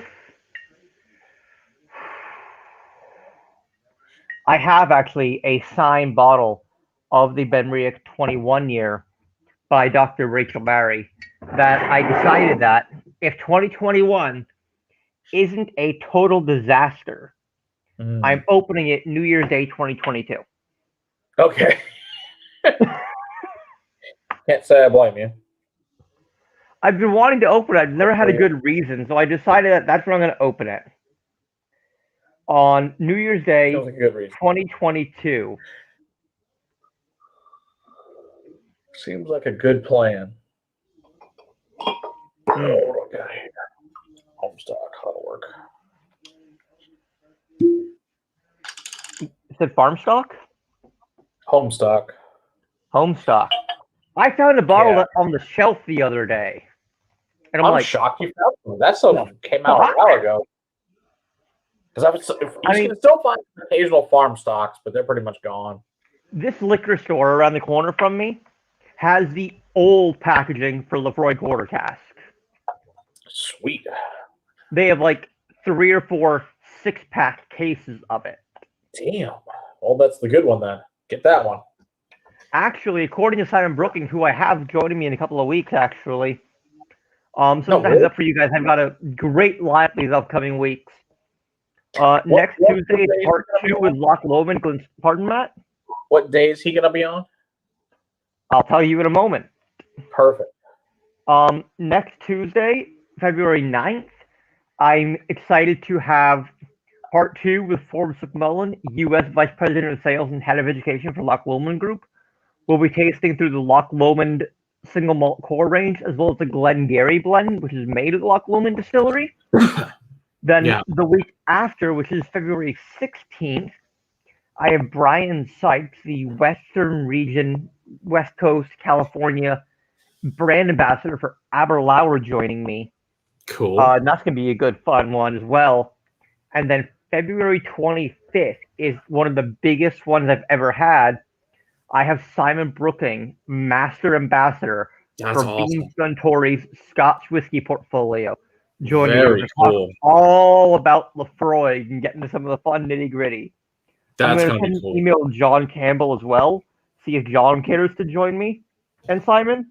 But it's going to be a lot of fun. So thanks for watching, you guys. Remember to like and subscribe and hit the notification bell so that you know when I'm going live. It's 4 p.m. Tuesdays, 4 p.m. Pacific, 6 Central, 5 Mountain Time. Sorry, 4 Pacific, 5 Mountain, 6 Central, 7 Eastern. And then 10 p.m. Scotland. Midnight Scotland. Okay. Yeah, this is true. This is very late. we usually our fans from Scotland because they woke up in the middle of the night, take a piss or something. That's how we usually get them. That's what happens when Alan will join us or whatever. The whiskey friend. He's like, gotta take a quig. So I say hello. It's like, okay. Whatever works. Yeah, no, I have a lot of really fun guests coming up. Sounds like it. I actually confirmed today with Suntory, like Suntory. Nice. That they're going to join us. The West Region guy's going to come on. Cool. One of the benefits I've had of working in bars and restaurants for the past several years is I've met a lot of great people whom I now have a platform to spread whiskey love with. Absolutely. So how's that farm stock, Matt? Or the home stock, actually, you said, right? It's good. I like it. I mean, the only thing I wish is that it wasn't 86. I wish that it was a higher proof. That's my only disappointment with that one in general is 86. But they're getting more of their own product in, which is nice. So I think every time they do the farm stock editions, they seem to get better and better and better. Although I guess it's the end of the line with the home stock, but whatever. They were good. I mean, but I just wish they were a little higher proof. But it is what it is. Because of COVID. Right. So I believe they're going to keep doing farm stock until they have 100% triple terroir. Which would their be great. Water, their wood, their grains. This one's 45%. Yeah, 45% of this, I guess, is the Vermont stuff. So they're getting there, But I think each edition seems to get better and better. And to be honest, as more and more their stuff ends up getting in it, the better it seems to get, which is really kind of cool, to be honest. So, which I really do like that fact. So, but yeah, Whistle Pig's really cool. I like those guys a lot. So, especially when all this crap ends, since Doug lives like 25 minutes from me, Doug Ward, who's their national ambassador. Oh, Doug Ward. I know Doug Ward. I figured you did. He's a super cool guy. He said he'll do an event with us, but this crap obviously has to end first. So, I guess he's also busy with an infant. So, he's also got that going on for him. I really miss Dave. Oh, I'm sure. No doubt. Did you ever the pleasure to meet him? He wasn't very old, which is unfortunate. He was like 70, dude. That's not old at all. True, but he's also severely overweight. Well, this is true. I guess if you got to 70 being severely overweight and happy, I guess it worked out all right then. That guy was a bundle of joy. It was like he was always happy. He would switch from serious to whiskey happy in a split second. It was amazing. Did you have the pleasure ever to meet him? No, unfortunately. I always heard what a great guy he was, but no, I unfortunately never got a chance to meet him. But yeah, I've ever heard. Almost dedicated the book to Dave. Oh, okay, cool. I didn't dedicate it to my parents, but I almost did dedicate it entirely to Dave. Just Yeah, felt a little weird to do that and not, dedicated to my parents. I understand. So back to you, Matt. Since we keep getting off topic, back to you guys. What we do. Whiskey Crusaders. How did the name come about, and whose idea was it to start a It was YouTube channel? well. It was I came up with the name of the channel, and the reason I came up with the name of the channel is actually kind of funny. There's a group of 5 of us that get around that get together that we all have really good whiskey collections and all like a lot of really hard to get allocated whiskeys, and we were getting together usually about once a month, and now we do it through Zoom, but it works. And we get together and we would drink really good stuff together, and the store almost all of my really good friends I met at liquor stores, which I know is really weird at this point in time, but I met almost all my good friends at liquor stores. So we met there's this liquor store we all shopped at. We all met together. It was called Mirage Liquors, which is near me. And I was like, that's kind of cool. I was like, man, what would be really cool with the name Mirage? I'm like, a Crusader. I think Crusaders are really cool. And the reason is my buddy that owns the store, they're all Coptic Christians. They're all Egyptians. And so I was like, it'll be really fun to be a Crusaders. So it was really cool. So we just came with Whiskey Crusaders from that because like the whole concept was we were crusading for better whiskey, for really good whiskey was our concept. And so that's how the name came about as Whiskey Crusaders, is because we were crusading for better whiskey. And so so our logo was actually designed by my cousin. He works out there in Hollywood on a bunch of big name TV shows and whatever. He designed our logo for us. So that's where it came from. And so it's just a really fun time. But yeah, it's a great. I like the name of the channel. It's fun. It works really well. But that's how the name came about. So, Whiskey Crusaders came about because of Mirage Liquors. I don't really. The name itself came from that. It's just I was just thinking of it randomly one day. It's like, what should we call a little random ass whiskey club? So, it was a little random whiskey club. I was like, hey, so at least kept the name and it kind of stuck. And then, so that's where it came from, was that. And so, but then the reason the YouTube channel started was because of La Quinta. Going back to La Quinta was these guys are like, well, you know a ton about whiskey and you have a bunch of whiskey. You should review whiskey. And they're like, I was like, whatever, it's nice. But they kept texting me, dude, start a channel. And they're like, Will and Sarah, start a channel. We'll come join you. I was like, I don't know anything about editing. I was like, that is not my thing. I'm not computer savvy. I'm not social media savvy. I don't know any of this shit. And they're like, I will help you with that. I'm like, okay. And so Will had a background in photography and some minor stuff in editing. So he does all of our editing. And Sarah had the social media stuff for us. And of course, I had the collection. So it's like, okay, well, fine. I guess we'll get together on camera, like jackasses, and talk. Like, God, our first video is so bad. Oh, it's horrible. But everyone's first video is bad. The first several are terrible. I was funny. I was looking the other day back. Thank you very much. What? They're all bad. You know that all the original videos are bad. Compared to what you start at to where you are now, it's significantly better. It just is. Just because now is better doesn't mean when I started was bad. I didn't say it was bad. Powerhouse guests when I started. That's true. I sat down with Dave Schmier, one of the original founders of Redemption Whiskey. I'm talking about my crap, not your crap. Well, I got offended because I felt like you were attacking my crap, and my crap is glorious crap. Ours was not. Oh God, it's so bad. It's just so bad. It's just like, oh my God, how could we've ever sucked so much? But you know what? You learn, you get better. So it works. But yeah, so we started that, and then we got together ever since, and been putting out. We started with one video every 2 weeks because we're like, this is so hard. And then eventually, now of course, we put out a ridiculous amount. Shit, we're up to 5 days a week now. We put out a live stream, 2 whiskey reviews, a specialty thing on Fridays, and a core videos on Saturdays. So it's a lot of fun. It's a lot of freaking production. Your liqueur videos cracked me up. And what was it that I suggested that you all try the other day? Oh, the freaking Campari. Thanks a lot for that. Oh, Campari. Oh, God. Nah. Not my favorite. Will seemed to like it. I Oh. was not thrilled. That's because Will and I are bitter brothers. Don't worry, I'll get him back. It's fine. They don't like anise. Well, I love anise, so like I already made them drink sambuca. I said, "Don't worry, we're gonna drink all sorts of really things like anisette and obviously sambuca. I'll do white sambuca, and we'll get some. What the hell's the other one? We can get some. The green fairy will be fun. We'll get all sorts of really fun things from him.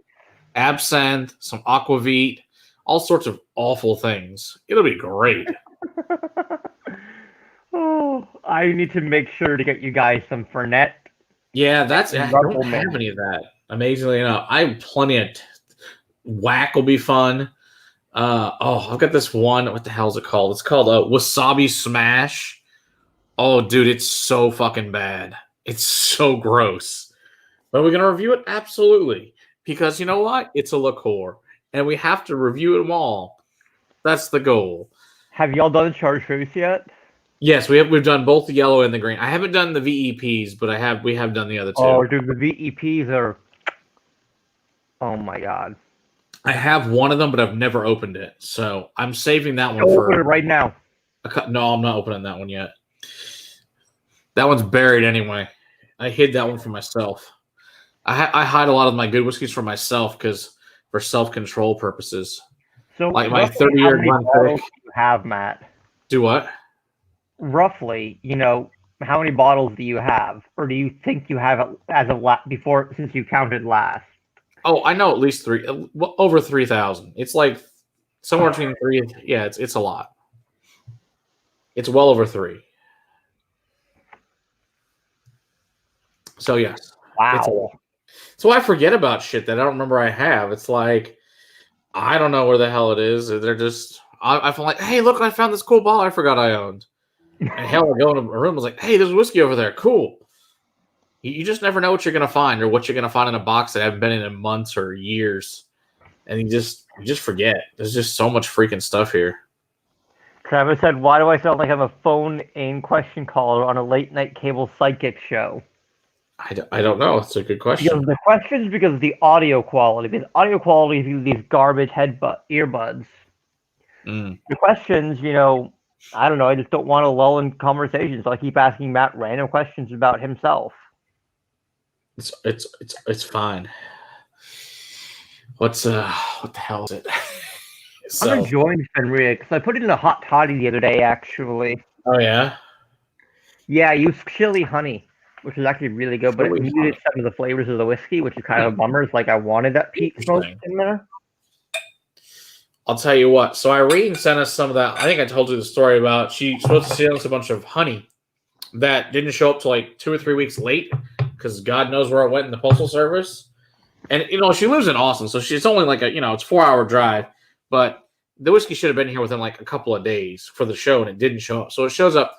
One of them is completely like seriously. My mailbox is leaking with honey. I'm like, great. Like they fucking like it is it's pulverized in there. I mean, it's like so there's glass and honey everywhere. I'm like, this is great. Yet they still thought it was okay to deliver. Yes, but that was okay to deliver. Exactly. So honey dripping in my mailbox, which was oh so great. So I go down there one day and sponge the damn thing out. I was not happy about that. But the other 2 honeys did survive, and they were really good, but they were 2.5 weeks like after the show. So I've been putting them in tea, and they've been quite delicious. I had a conversation with the Boston area Glendronach and Slane rep. Okay. Pardon me. When they re-released the Portwood. Nice. And Portuguese snacks were supposed to arrive like that day. Yeah. Including like cheese and bread and shit. Yeah. It showed up like 3 days later. And it was to like the guy on the corner, not even like my building. We were in a standalone building.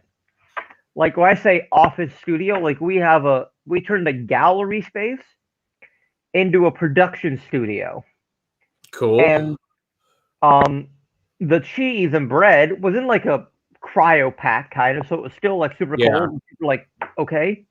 Yeah. But it was funny.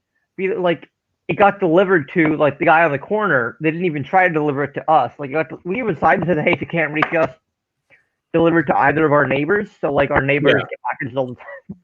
Funny story, actually. Lewis, who owns one of the upholstery shops, there's an upholstery shop to our left and to our immediate left and our immediate right. Okay. Lewis owns the one directly to the left of us. Going increasing in numerical addresses. So we ran into him today in the alleyway on our way back in, and he's like, "Oh, I have a package for you guys." And we're like, "Oh, cool." So I jump out of the car. My dad parks the car, and he's like, "It's not a bottle. Usually it's a bottle for you," but it was actually for my dad this time. I thought it was funny. I'm like, "I get that many bottles of whiskey delivered." He's like, "Usually it's a bottle for you." That's funny. Because I tell them, like, "Oh, yeah, it's another bottle of whiskey for, my review or whatever, my show." Sure. And yeah, that's funny. Whenever, like, they work really hard next door. It's a bunch of, like, guys who work really hard. And it's a family-owned business. It's not Corbers. It's a small business, family-owned. And it's a bunch of hard-working Latino guys. And, like, every, like, 4th of July or whatever, they roll up, like, the gate in the back. Yeah. Clear it out and do tacos. Nice. And it's like that fresh shit too. None of like store-bought meat. Like, oh yeah, the meat is store-bought, but there's none of like store-bought pre-seasoned meat. Yeah. Tortillas are really good. It's like fresh homemade guac and salsas. It's just so good. It was really cool actually. We did that earlier this year. And like I'm like, "Oh, you guys are hanging out, you're drinking? You're drinking, yeah? All right, cool." I run inside to the office and grab a couple of bottles. I knew I'm like, "All right, I'm not gonna miss these." And I handed it to you guys and like, "Have fun." Nice. And they gave me tacos. It was really fun. That works. I like tacos. Tacos are good. Always a good choice. Tacos are amazing. Okay, well, they're amazing if they're made by the right people. If you go to other states, they have no idea what the hell they're doing. We went to North Carolina. They're like, "Oh, this is amazing Mexican food." I'm like, "This is not going to be amazing. We're from Texas. The Mexican food is great in Texas." But I'm like, "What is this shit? Yeah, this stuff is awful." Do what? Ours beats yours. It's different kind of Mexican that we get and you guys get. You get the Baja Mexicans. We get the rest of Mexico. So it's different. I mean, you're not wrong. It's just like the United States. It's just different. We make different foods in different states. Same concept. Yeah, it's like barbecue regions. Regions like barbecue regionality. Yeah. No, it's so as long as you get a chains here, they all suck. But if you go to actual family-run Mexican restaurants, oh my god, they're fucking amazing here. They're these family ones. But yeah, so they're like, "Oh, this is like the greatest Mexican place ever." I'm like, "You clearly never had good Mexican food because this is garbage." I'm like, these things were like, they had like weird like brisket type shit in them, and they like no seasoning, and they were just burnt to crisp. I'm like, what the fuck is this? This is you can only imagine what you would think if I gave you real Mexican food. This is garbage. You should throw the shit away. Shit was barely edible. But it is what it is. It's just funny. Guilty pleasure though is Chipotle. Even though it's totally not Mexican food. No, my problem with Chipotle is it doesn't have enough flavor. American food. It's just it doesn't have enough good Mexican flavors for me. That's why I don't like going there. I like it to have nice Mexican spices, and they have basically zero. So I'm like, this is not good. And it's because I'm spoiled here with good Mexican, and I'm like, this is crap. Tony says we are good at casseroles. Well, he is in Iowa, so what do you expect? Oh, that's so funny. Texas Mexican is food. No, is good, but Northeast Texas has crap Mexican.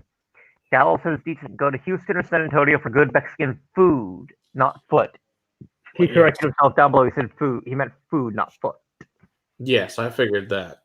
Well, Travis, you have to go to the right place up here. There's lots of. If you go to the local places, Travis, there's some amazing Mexican food like Frijoles or Three Amigos or Lupe's. They're near me. They're all really, really good. Hell, at Three Amigos, every meal comes with free margaritas on Saturdays. But so it's funny. So my wife went to school in Nacogdoches, which is like 4.5 hours southeast of here. And it's the first city actually in Texas. Well, they had this great Mexican restaurant there called Rancho Grande. And every meal came with, no matter what, came with 2 free margaritas that you must have. And if you didn't drink them, that's fine. They'll put them into go cups. You can take them home and finish them later. and the best part, especially as a poor ass college student for my wife and like me, because I was just traveling back and forth to see her. I think it was like $7, between $5 and $7 a person. So great. You get a whole meal too. So we'd have 4 margaritas and 2 meals for like $14. It was amazing. Best freaking place ever. I hope they're still in business. The food was excellent. Welcome, Donald. Oh, Donald. Travis says it's called Hot Dish, Tony, and Tom says he has to agree on San Antonio. Oh yeah, San Antonio has good Mexican food, no doubt. My buddy was out with a friend of his the other day, and he's living in like the Boston area right now. And sorry, it's like a little bit of bartender humor. He's a bartender, and I'm a kind of bartender. And his buddy insisted on ordering a picture of margaritas. Okay. And he's like, this is a great tequila they're using in this. And obviously it was shit tequila. And also, it's a picture of fucking margarita.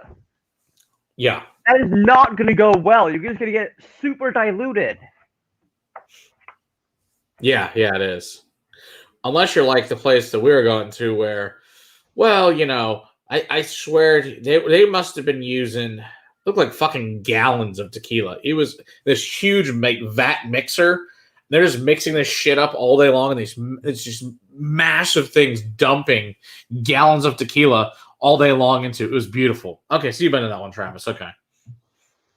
I like that place. It's my soul.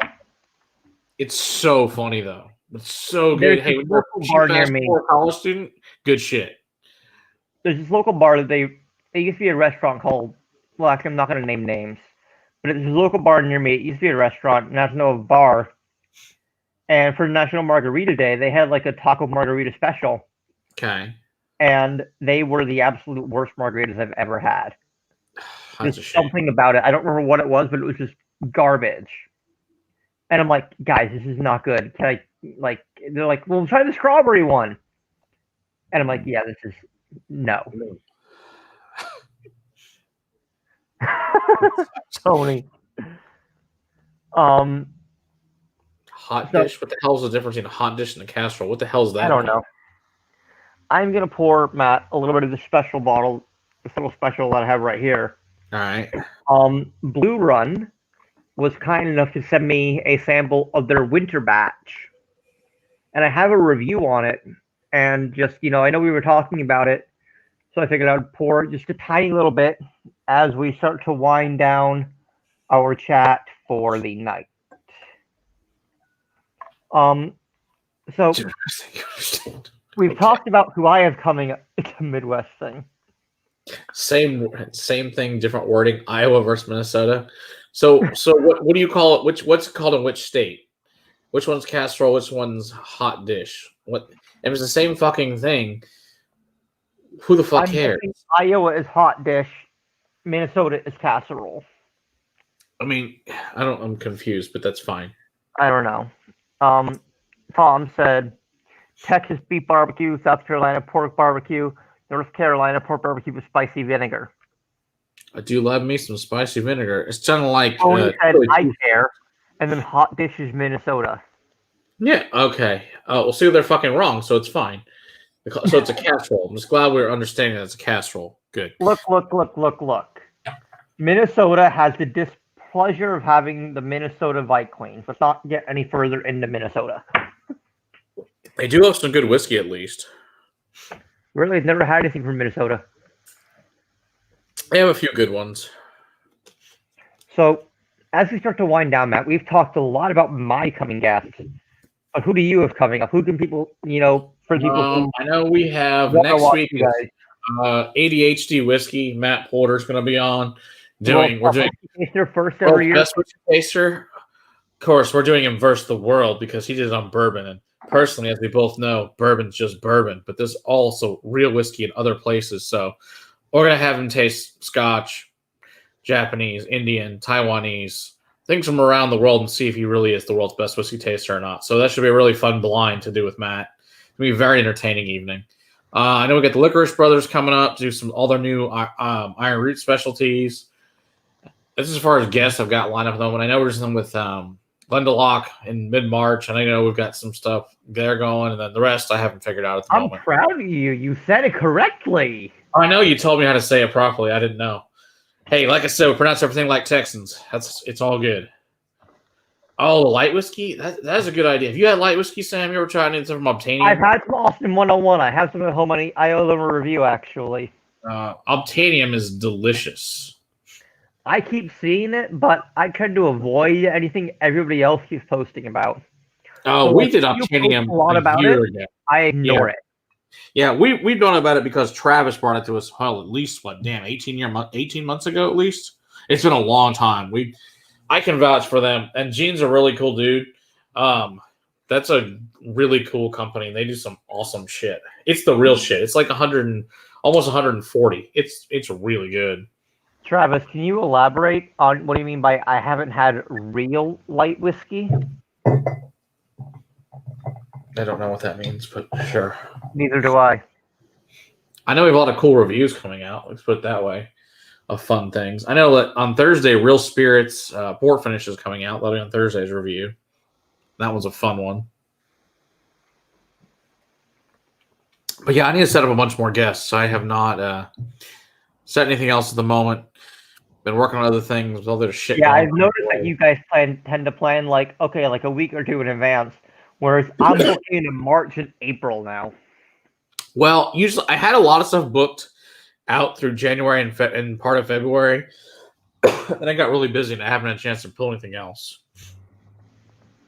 So I will get them planned out. Don't worry. There'll be some more fun new channels. I know we've talked about probably Trev Wilson on. We'll have Buttery Rolls on. So we got some new channels that are going to come on and have some good time with. Hell yeah, Matt. I know I'm going to be over on Whiskey Central. We're doing a big thing with her. So that'll be fun with Shayla. So there's a lot of shit planned. It's just what day exactly, I don't know. But they're getting there. Well, I know that for me, I'm excited to see, your thoughts on Glendalough when you do it in March with them. Definitely. I am trying desperately to get Tyrconnell, Quebec, and Connemara on. That would be amazing. Just burned Bushmills like 2 days ago. Cool. Yeah, that would be fun. Question. Real light whiskey is something that showcases what the potential of the spirit can be. Unfiltered in cask strength, proofing it down and filtering it strips so much of the flavor. I absolutely agree. Uncut, unfiltered is the best way to, get a lot of the distiller's intent and flavor. Totally. So you can proof it down as you want to, bring out or hide some of the notes of the whiskeys. Absolutely. Yeah, I'll get you some of that. I got from Travis, a 13 or 14 year. So let's put it this way. It was so good. My mom tried it. Is that your pick, Matt, of Sagamore? No, this is the Manhattan barrel finish. I'll send you some. You know what? I'll send you some of my pick too. Our pick is really, really good. I'll send you some of our pick. It's a delicious bottle. It's really, really good. Sagamore. Vault just reviewed your pick, didn't they? Mm-hmm. Yeah, like 3 weeks ago, something like that. Yeah, they seem to like it. So I sent Daniel a bottle recently. I'm supposed to be seeing the review anytime in the next week or two. Nice. So I'm curious to see what they thought of that. Oh yeah, I have to ask them. I was like, there's one more bottle they have of mine that I gave them. It's like, you reviewed the last two. Where's that one? I gotta send Daniel an email and go, where the hell is it? I want to see what you think of it. See, now here's my next question for you, Matt. How many damn bottles do you have waiting to be reviewed? Like, you have to have at least like 200 bottles waiting for like review and tasting by now, right? Oh, for us? Yeah, for you guys. Oh, at least 3,000. To review? To review, yes, at least 3,000. What the fuck? Yes, I told you there's massive stuff of whiskey here. Yes, there's Travis has been here. He can attest it's true. So yeah, there's a like I said, when I always tell people we're gonna get I'll take that out. Measured in years, not bottles, Travis says. Yeah, All right, Matt, how many years of, twice at the weekly videos current do you have rate, left to get through everything? we'll have to speed this up at some point or drop more reviews in general. At the current rate, it would take us 24 more years to get out what's left. So, yeah, that's theoretically with no new whiskey. That's with no new whiskey in that at least. So the first time Travis came here a couple years ago, or whatever, my friend says to me, "What's wrong with that guy?" I'm like, he doesn't know what to do. There's whiskey everywhere. He looks like a lost little puppy. Didn't know what to do. I think he stood for 2 hours in the other room going, what do I do? What do I pour? I was like, he'll be all right, guys. He'll figure it out when he gets done. It was hilarious. I'm friends with the guys behind Alexander Murray. Are you really? Awesome. Yeah. I love Alexander Murray. Great shit. Yeah, and one year they invited me over for Thanksgiving. Oh man, that must have been. And then they have a home office. Okay. Walls of whiskey. Whiskey in front of the fireplace. Whiskey behind the sofa. Whiskey just everywhere. Sounds like my house. It's absurd. And Steve, one of the owners, it's a family company, so it's Steve and Willie Lipp. Willie's the kid, Willie Lipp. So Steve, his dad, is like, "What year were you born?" 92. All right, let's find you a birth year bottle to drink. Nice. So we had a 92 Glen Ross. Very cool. It was fun. And I mean, let me see if I can pull it up real quick to show you guys just the sheer insanity of, what I drank that Thanksgiving. Okay. I should be able to, but let me just find it first so I'm sharing the right album so you guys don't see all the crazy dog photos. I'm sure you guys would love the dog photos. Sure.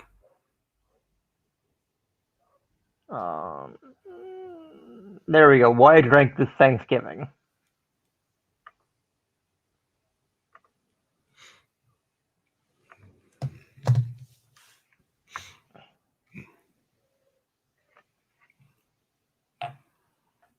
And we're loading. And let me bring it into the stream. Oh, no, there it is. It's a tiny wee bit picture. Oh, there it goes. I'm not done. Be patient. Patience is not my virtue. 1968 45-year-old Glenlivet. No big deal. Yeah, that's good shit. Springbank cask sample, 17 years. Nice. A 19. Wow, that's awesome. And here I am bringing in this bottle of Mossburn as a thank you. Yeah.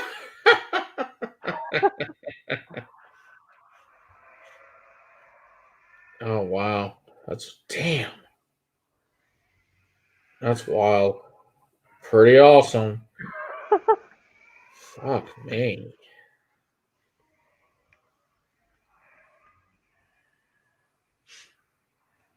Oh shit, it keeps going. Holy fuck. It keeps going. Damn. Nice. I've never tried to hold it. There's more over there. Holy fuck. I've never tried to line mine out like that. That's not a bad plan. 1975 Racer. Wow. Just wait. Just wait. This one's a good one. Oh, it gets better? Wow. This is where I walk around the room. I thought my bar was like Whiskey Nirvana, Whiskey Paradise. Holy crap. I don't know why I recorded it in portrait. I don't even know how to feel about all this. Jeez. Wow. Look at some of this. All of it. Look at this. There's more over here. Right in front of the damn fireplace. Over on the table here. And there's even more over here. Beautiful. Crap, y'all. What the hell? What the fuck? Holy. That's pretty awesome. And then I think, oh no, there's the 1992 Glen Ross. That'd Nice. be the last of it. Very nice. That's amazing. Oh, Travis says he has his Dalmatian in his lap. That's amazing, Travis. All right, guys. Just a big thank you to Matt for joining me today. I've been That's right. talking about having Matt, Will, and Sarah on the channel for a few weeks and a few months now.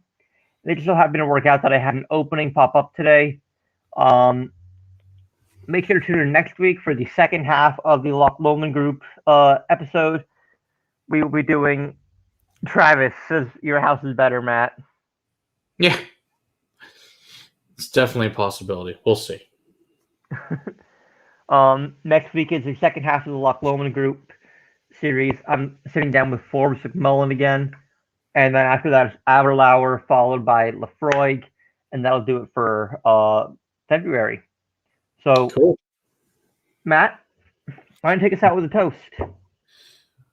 Thanks very much, Sam. Appreciate you having me on. It's been a great evening. We'll see everybody, I guess, next week. Cheers.